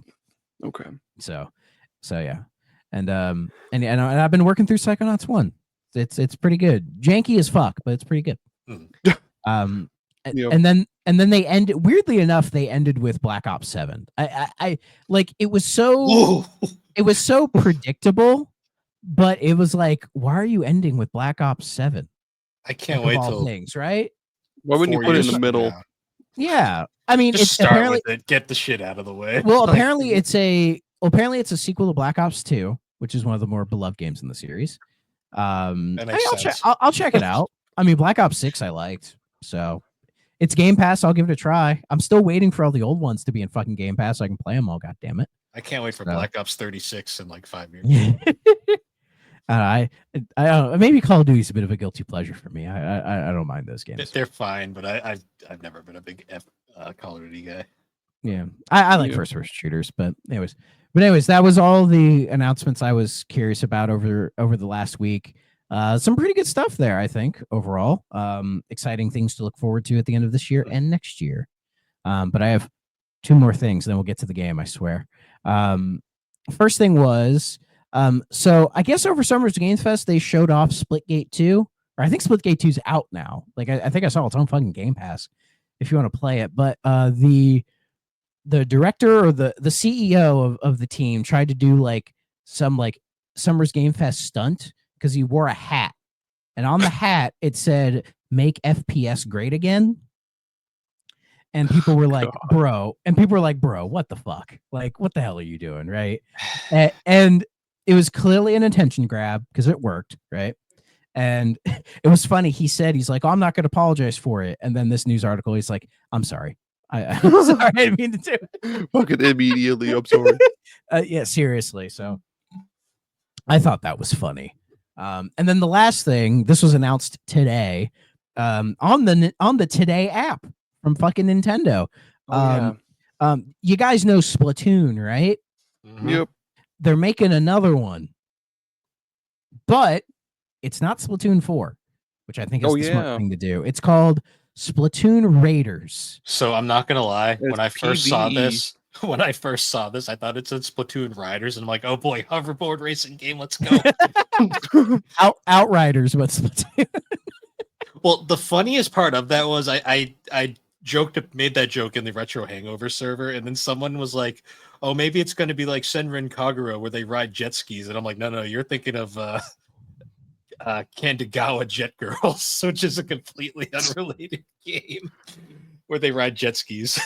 Anyways, Splatoon Raiders, it says, in the role of a mechanic, players will go on an adventure in the mysterious Cephalite Islands. I don't fucking know. Alongside the Splat-tacular Deep Cut Trio. So it looks like to me it has a bit more. I think it's putting more emphasis on the single player aspect. Yeah, it's And PV. It's supposed to be more like the wave based PVE single player. Well, Yeah. I guess not single player, but like the PVE co-op shit that you would have in like the second game. I don't remember if the third game had it or not, but that shit's think it usually does. pretty fun. I never played. It's gonna be awesome. So. I haven't played any Splatoon, so I couldn't say. Dude, it's so good. You need to try at least one. I'm pretty sure Splatoon 3 you can get for super cheap on eBay. Go buy it, try it, dude. My son owns both games. He's brought them over to play, and I've just had no interest in wanting to play them. They're were awesome, fun. dude. Splatoon 1 was really fun when it first came out. I lost interest though after. I think I played a demo of Splatoon 1, and I was like, I don't know what the fuck I'm doing. Neither did most of the player base. Yeah, but I was playing at a demo kiosk at a GameStop, so I think that was okay. Fair. Dude, 2 they really reeled it in with that. They added more special moves, like more everything, more customization, more badges, and more ways to like really build your perfect build, I guess. Yeah, it's really good actually. Like like Splatoon 2 was such a big hit and such a beloved game for a lot of people. It was curious to me how it felt like they jumped to 3. Like 3 happened so quickly. That's like, it's weird they're doing it now, and then they kind of like rushed through Splatoon 3, it felt like. You know, like they kind of, I think it was like after a year and a half, they're like, okay, we're done with DLC. We're done, we're moving on. Yeah. So it was weird. But along with this announcement for Raiders, they said they're doing a big Switch 2 update for Splatoon 3. Hell yeah. And it's not just making the game run better on Switch 2. They're like adding new content to it. Like 30 more weapons. They just found them in a closet somewhere, and they're like, oh shit, throw them in the game. We're not done with the DLC, I guess.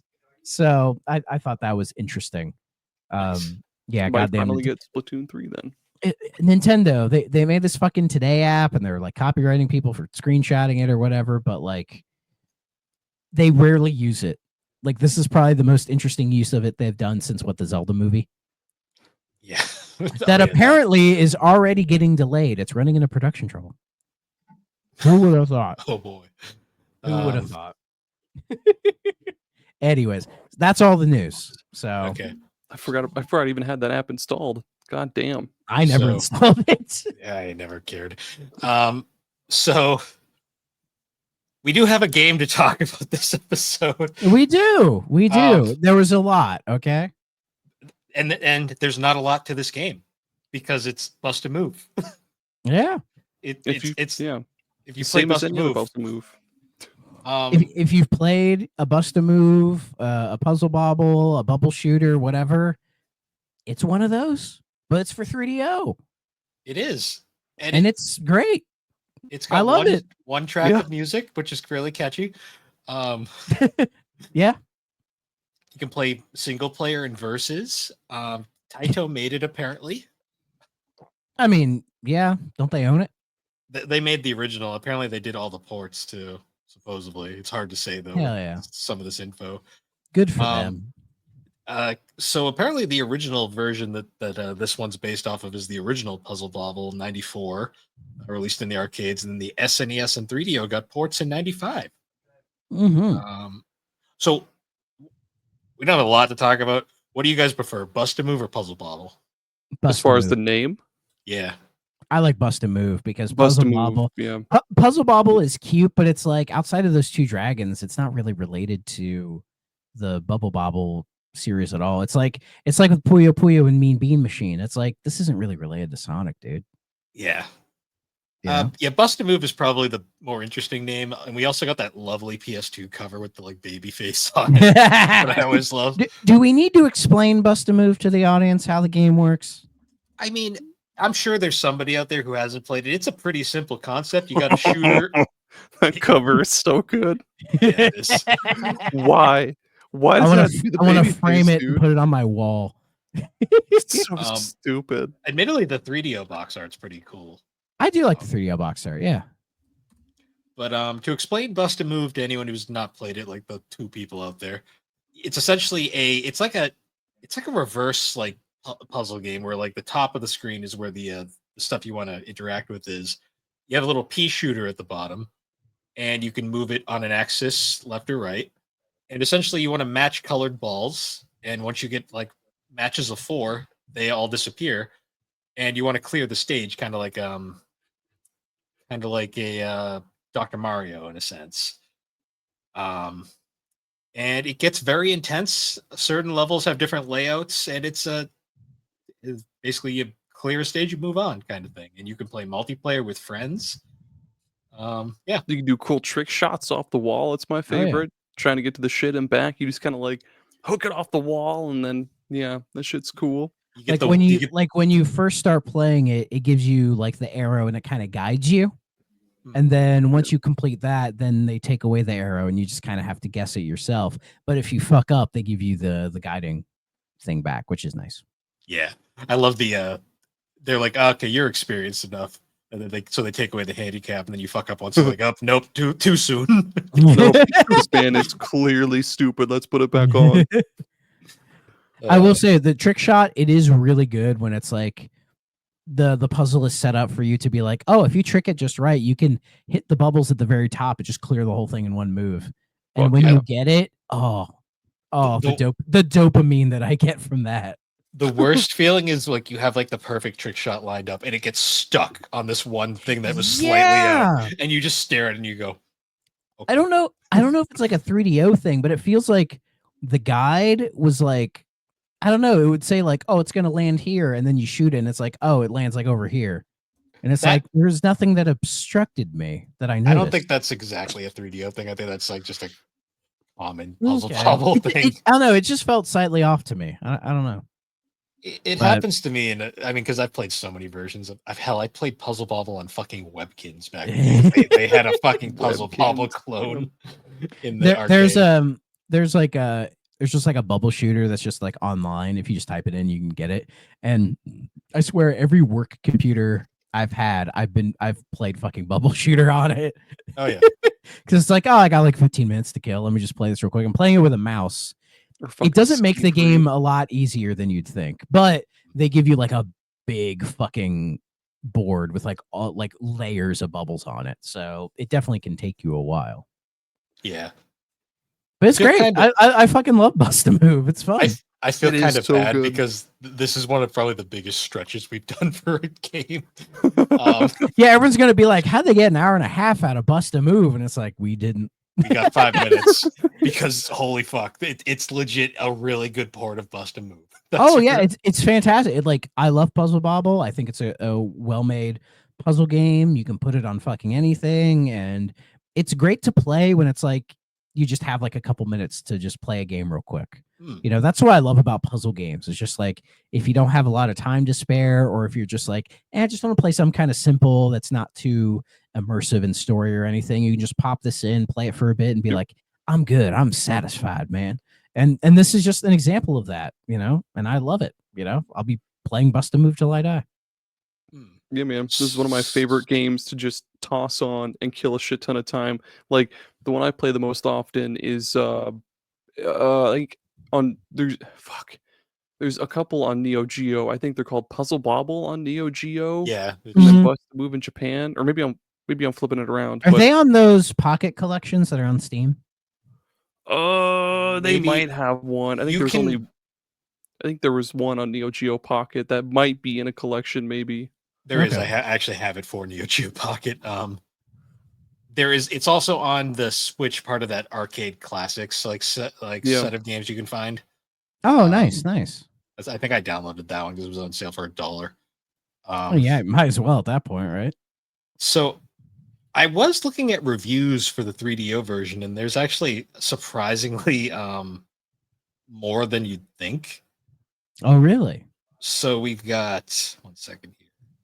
On Wikipedia, we actually got one review for the 3DO version from Next Generation. and they gave it a 4 out of 5 stars, which they also gave the SNES version. Yeah. Yeah, And they're their pretty much thoughts, identical. on the 3DO This version's better.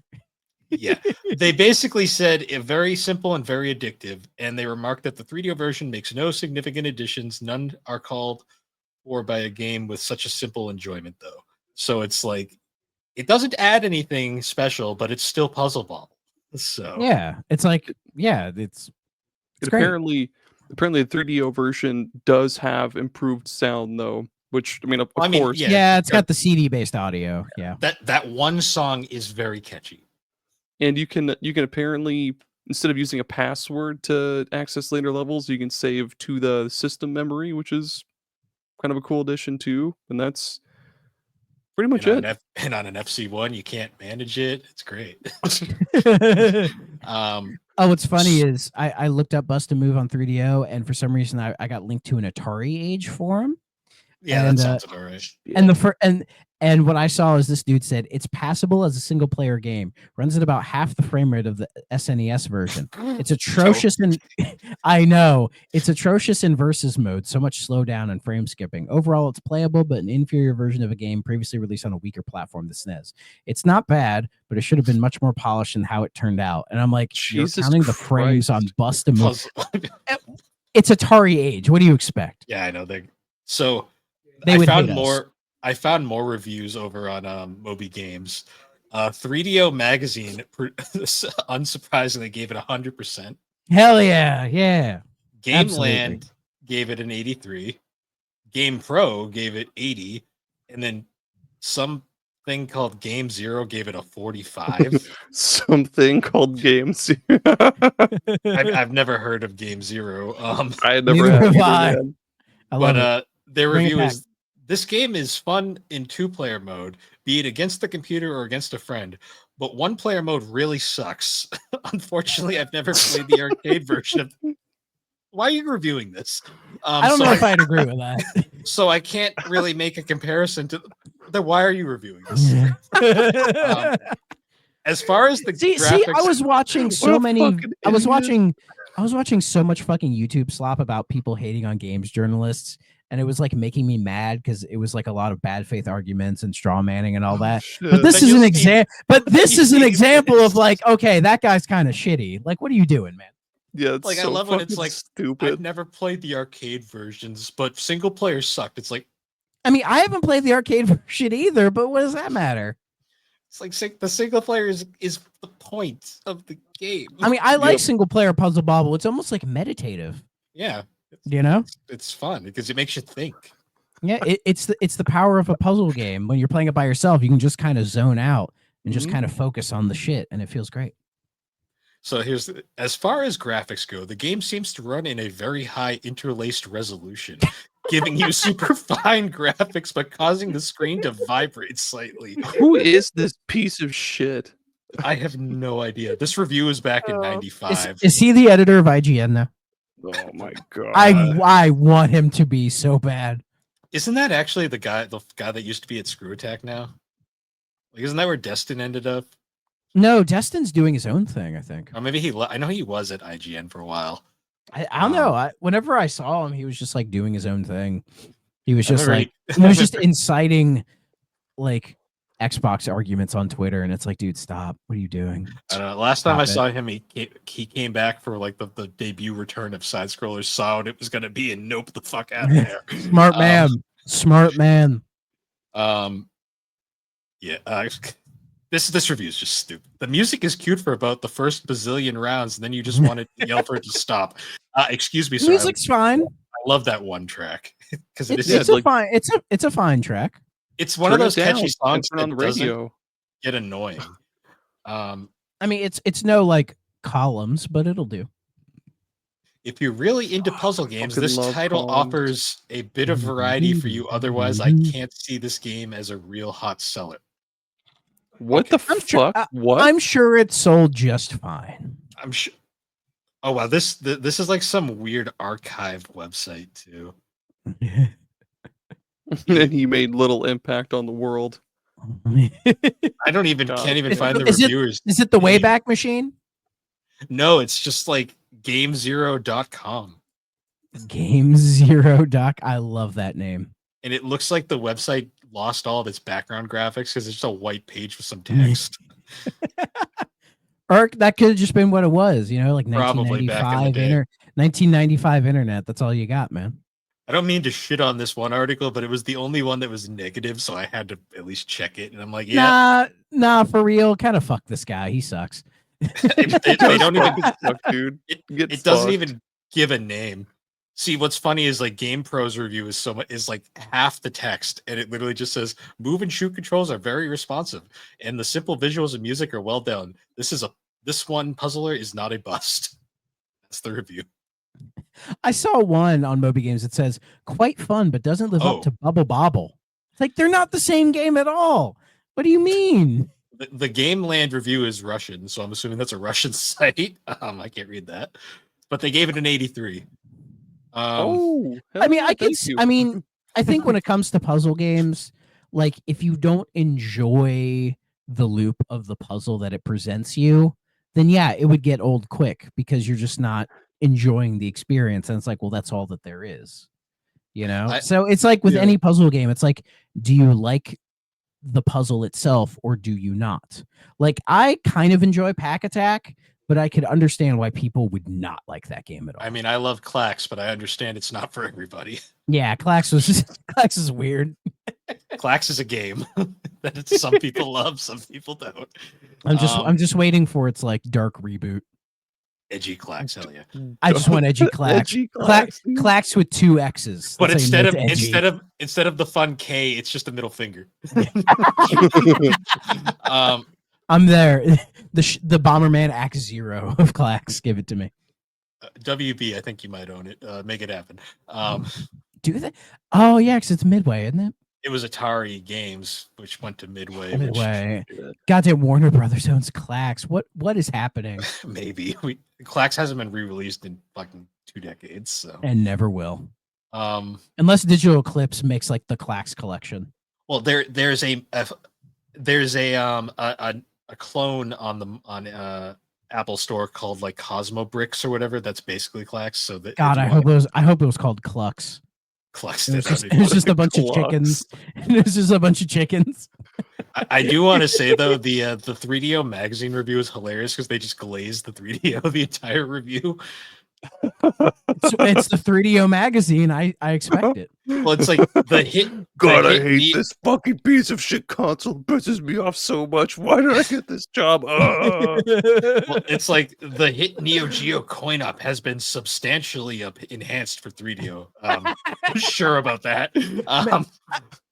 A part of me feels bad for these guys because, like, imagine like someone's like, hey, you have to write a review on the 3DO version of Bust a Move and have it done by the end of the week. And you're like, what the fuck is there to say? Yeah. Like, what do I have other than if you've played it, it's good. Just play it, I guess, if you like it. Apparently, according to this review, the single player is more varied and challenging on the 3DO, which compared to what? Sure, I'll take your word for it. I mean, I wouldn't be shocked if they made like new puzzle boards for it. Like, sure, but how would they be much different than other ones? I did like there was like those like kind of different ones of like, oh, you shoot the fire one and it blows up certain bits, or the electricity which would sweep away some of them like in a line. Like, I like that.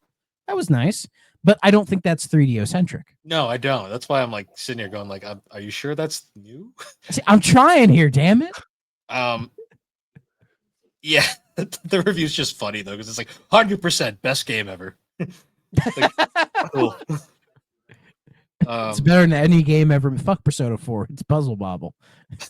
I'm surprised you can't. I'm surprised like they haven't like put Puzzle Bobble just in every game as a little extra Easter egg. Honestly, yeah. Well, I don't even know if Taito still makes games, but like they should. They do, but they're more of a porting house these days. Yeah. Is Puzzle Bobble available on modern platforms? Let me check. Yeah, you can get it on Switch. Hell yeah, it is. Oh, it's on Xbox. Okay, it's everything. It's ACA. Oh, like the Neo Geo thing. So it's the Neo Geo version, which is still good. It's Puzzle Bobble. It's awesome. It's Puzzle Bobble. I wouldn't pay $8 for it. The real question is Is there a bad version? It's of worth Puzzle it. Bobble? They make one for the CDI. It's Did they make one for the Pippin? probably not. Did they make one for the Wii? They probably made one for the Wii. I'd assume. They'd have to. I'm sure. I'm sure they're fine. Let me Google worst Even- version. Even the one on Of the one on Neo Puzzle. Geo Pocket Color is still really fucking cool too. Like, granted, Yeah. it's 8-bit and compressed as fuck, but it's still really, really cool. Okay, Yeah. we got the Google AI. I mean, so is answer. Neo Turf Masters, but that Neo Geo Pocket Color version is a great version of the game. Yeah. So according to the Google AI, the N-Gage version is apparently the worst. I would That believe doesn't that. surprise me. I would believe that because I imagine it's like it's Puzzle Bobble, but playing it on that thing probably just Yeah. wouldn't feel nice. And most of the complaints are just about the graphics and not the actual gameplay. So, I mean, it probably looks like Oh. Dookie because it's the N-Gage, but I want I- to go I play still more want- Puzzle Bobble now. I still want an N-Gage just to have, but yeah, I want to Yeah. buy one just to throw it at the fucking wall. you want a taco. it's you a got lot of taco- money to spend. You got a taco talk. Like that's the Taco reason you talk. get. Imagine taking the N-Gage to like your like phone provider and being like, dude, can I get a SIM card for this? Yeah, can I make this my phone? Hey, Nokia, come on, man. You still support this? AT&T, would you put a SIM card in my Nokia N-Gage? I don't know if they even used SIM cards back then. No, they did. It required a there's- SIM card yeah. to work. Oh, That- For the original version, yeah, like you had to put a SIM card in it to like get the thing to work. Like, The and, QD did like too. I think it was they had a deal with I think it was like AT&T or Singular or whatever to where like if you bought it, Singular. Holy Yeah, shit. yeah. Singular. Altel. I know. To where I think when you bought it back then, you had to buy a phone plan with it to even if you just wanted to play games on it, you had to sign up for a phone plan. And so you could Yeah. look like a freaking idiot talking And you with had- that thing on And you your had to head. take out the battery to change games, the whole thing. Yeah. So, but anyways, must play, okay, stay away. What do we say? It's a must play. I mean, Must play. granted, there's probably better ways to play it than on 3DO. Let's be real. It's true. You can I buy mean- the Neo Geo version on Xbox right now for $8, and it's worth it. Yeah. It's on Switch, it's on PlayStation, it's on Steam. Go for it. Go log Yeah, into websites. yeah. It's in the arcade. It's an absolute must play. I feel like 3DO did well with puzzle games. I feel like every puzzle Yeah. game we've played on 3DO has been like, yeah, this is great. But I think that's a testament to just how good puzzle games are. Do you Yeah. count? So, like, Do you count pinball as a puzzle game? no, Okay, because I was gonna say petanque. no, I wouldn't count that. Okay. That game's just. I mean, that game is that, the that game is the epitome of wet butt. that game's the epitome of wet butt. that game's the epitome of that's an interesting idea there. It clearly didn't work. Let's never try this again. I would love a modern take on petanque. Like, give like a modern indie dev the idea for petanque now. I'd be curious to see what they come up with. It's pinball, but you play as the ball. I feel like that would work now because game devs have they're so creative these days. Yeah. I think somebody It could pull it hasn't been off. done already. Maybe it has, and we just don't know. Yeah. But yeah, I Puzzle don't- Bobble must play. Whenever we do our ranking, it'll probably be pretty high up there. I mean, it's a really good port of Puzzle Bobble. It Like Bust is. a Move. I enjoy it, So what but do you I think, always Aaron? enjoy Bust a Move. So what do you think? But I enjoyed it too. Must play. Yeah. Must play. He's playing it Hey. right now. Triple must play. We haven't had one of those in a while. I'm checking to see if it's on, or I'm checking to see if the Neo Geo Pocket Color one is on any of the collections. Because if so, I would totally triple I'll dip say and on buy another Steam- collection. On Steam, I think there's just the two. The Neo Geo Pocket collections. A Neo Geo Pocket Color Selection Volume 1 and 2. They're both on sale right now. Oh, for $6, dude. Let's The see. first one, you first get one fucking has House Fighters. Oh my god. Samurai Showdown 2, King of Fighters, Last Blade, Fatal Fury, Worth it. Metal Slug, Crush First and Second. Roller. Those Metal Slug games are real good. Dude. Dark Arms, Crush Roller, and Big Tournament Golf, which is Neo Dark Turf Arms. Masters. That is a weird RPG. That's Yeah. a good I- RPG though. And That's that awesome. version of Neo Turf Masters, like it's not as good as the arcade version, but it is a solid version of the game for sure. Stands up to Mario Golf on Game Boy Color. Crush Roller is Absolutely. pretty cool too. It's like Pac-Man but with paint. Oh, that's cool. Pretty cool. And then number 2, SNK versus Capcom, Big Bang Pro Wrestling, Big Motor Unitron, Mega Man Battle and Fighters, Puzzle Link 2, Gunbear of Neo Poke-kun, King of Fighters, Baseball Stars, Pocket Tennis, Neo Geo Cup 98. It's So no worth it Puzzle alone Bobble, for Puzzle unfortunately. Link 2. Puzzle Link 2 is fucking tight. I'll give it a try. But yeah, so we got 20 minutes out of Puzzle Bobble. We tried, goddammit. That's something. We fucking tried.